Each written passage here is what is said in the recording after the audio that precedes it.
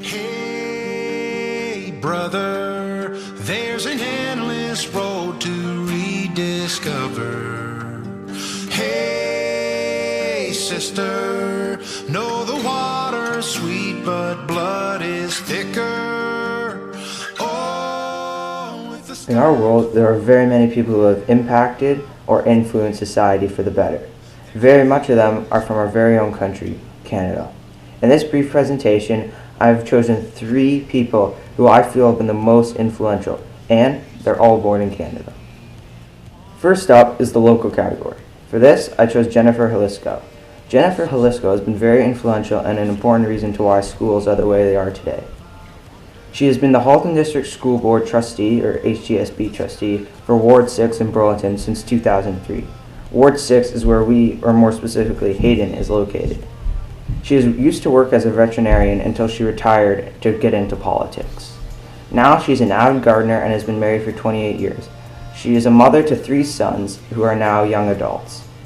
She has had many ideas and deeply cared about the community surrounding the schools within Ward 6. Her most recent ideas have included constructing a bridge across Dundas from the Millcroft community to Norton Skate Park and Dr. Frank J. Hayden Secondary School. This is a phenomenal idea that would have had a huge impact on the safety of students and pedestrians, as Dundas is a very busy street. Another idea is to winterize Norton Skate Park. This came up as she was walking outside on one of the coldest days we've had in the fall so far. She was wondering if it would be possible to make the skate park, which is a very expensive project to build, usable year-round. This would make it safer, as during the rainy season and snow, that makes the ramps and features really slippery and dangerous for users. Jennifer has also played a huge role in the city transit systems that now make routes from our neighborhoods to the secondary schools, including Hayden. Without this, many of you would either be having long walks to school or on school buses. Unfortunately, she was not elected this year as the councillor due to lack of voters in this area. However, this does not change my perspective on her as a person or her contributions to the ideas she had for Ward 6. I believe she is the most influential Canadian that has made a local impact on our society. Up next is the national category. For this, I chose Terrence Stanley Fox.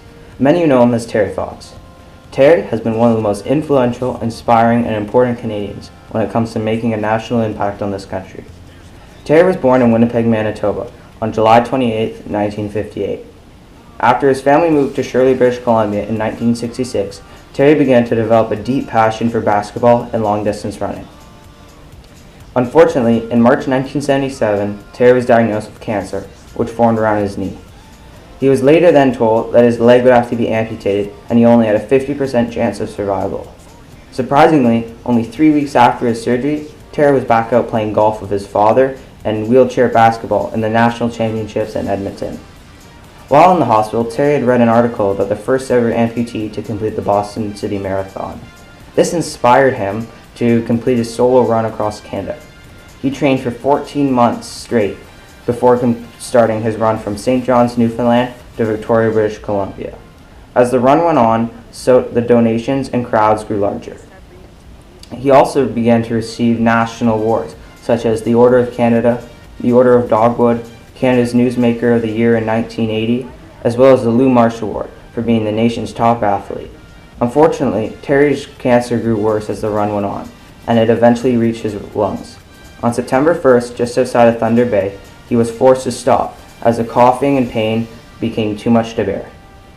He had completed 143 days running, 5,773 kilometers. He later died in the hospital on June 28, 1981, with his family at his side. The day he died, all Canadian flags were ordered to be lowered at half-mast. This was a big deal because this only happened to people who were in the military or high up. By the winter of that year, Terry had raised over $23 million from his run for cancer research. Statues of Terry can be found all over Canada, which symbolize his heroic status. Today, the Terry Fox Run is the largest one-day cancer fundraising event in the world, with over 60 countries participating in it each year. This is why I believe Terry Fox is the most influential person in Canada, and he has become a legacy of what determination and will can do. Lastly is our worldwide category. For this, I chose Wayne Douglas Gretzky. Wayne Gretzky has been named the greatest hockey player to ever live by the NHL itself. This is a big deal, and almost all hockey fans and players will not disagree with that. Wayne was born and raised right here in Brantford, Ontario, where hockey was everything to him. He would practice countless hours on a backyard rink. He played hockey in leagues all his life, and always was at a level far above the peers he played with. Some will even say that never changed when he reached the NHL. Wayne's father, Walter Gretzky, was a huge part of Wayne's life. He was the one who introduced him to hockey and taught him how to play. He would often run drills for Wayne and his 3 other siblings. His skills only improved as he got older. By the age of 6, Wayne was playing better than the 10-year-olds he played off with. Walter always made it important to Wayne to be smart about hockey. His legendary advice was, skate to where the puck is going, not to where it's being. This is how Wayne played, and many of the reasons why he's so good. Wayne is not the strongest or fastest player that's ever been in the NHL, but he could read the ice like no one else.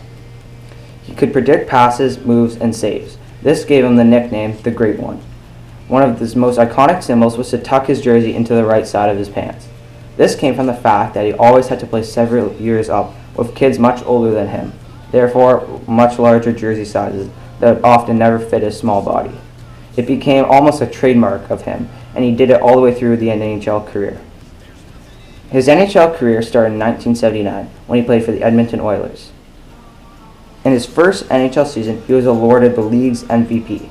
Huge deal. He then won that 8 more times in a row. Throughout his 21-year career in the NHL, he played for the Edmonton Oilers, Los Angeles Kings, St. Louis Blues, and New York Rangers. He also holds over 50 NHL records, which to this day have not been broken. His final game was played on April 18, 1999. Wayne was playing for the Rangers, however they unfortunately lost to the Pittsburgh Penguins 2-1 in overtime. However, despite this loss, Wayne said it was the greatest day of his career, as it gave him time to really enjoy it and all the memories that the sport had given him. Although both teams were American, the Canadian national anthem was played in the beginning of the game, as well as both anthems were slightly changed to include things of "We Will Miss You, Wayne Gretzky" or "In the Land of Wayne Gretzky." After retiring, he coached the Phoenix Coyotes for the first few years before they went bankrupt.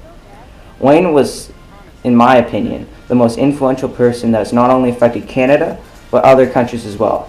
He has given Canada a reputation for being the strongest country in hockey, and is often why people believe hockey is our national sport. He has made impacts on the sport like no other, not only through his career, but as well as what he created after. He created the Wayne Gretzky Foundation, which helps thousands of kids each year who can't afford to play hockey because of financial problems. It is because of these clear reasons, which is why I chose him as the most influential Canadian at a worldwide level.